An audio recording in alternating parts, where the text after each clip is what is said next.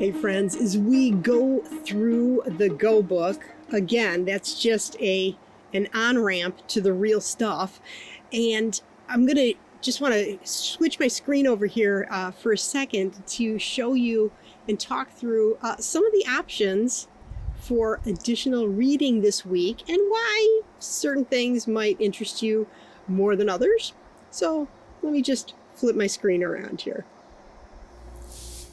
At the end of each chapter, you're going to find a page that says Draw Near this week. This is where I will suggest some different places you might want to dive in and start reading the Word. You'll see them down here, the bullet points.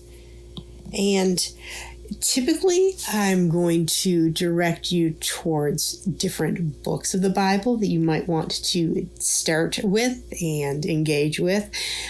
In this first chapter, while one of the options is to read some or all of John's Gospel, I also have some shorter readings just as a way of helping people to kind of ease on in.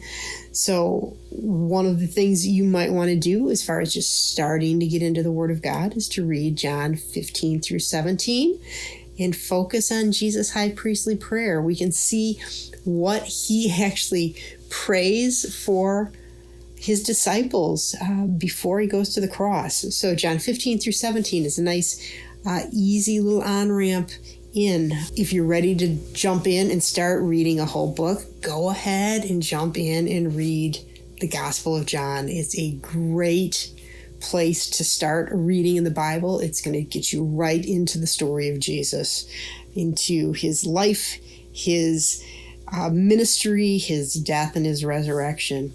Another place you might want to start for this week is just reading through Matthew 5 through 7, the Sermon on the Mount. It is a classic piece of Jesus' teaching that is encompassed in these 3 chapters. So sometimes people look at these and they're like, oh, I have to read all of it. No, you don't have to read all of it. These are some places where you can start to read. If you have just time this week to read John 15 through 17, that's fine. If you want to read it all, you can go ahead and read the whole thing. If you also want to read Matthew 5 through 7, you can mix and match. You don't have to read it all, but you can, and you don't have to stop here. You can continue to read more, but this is just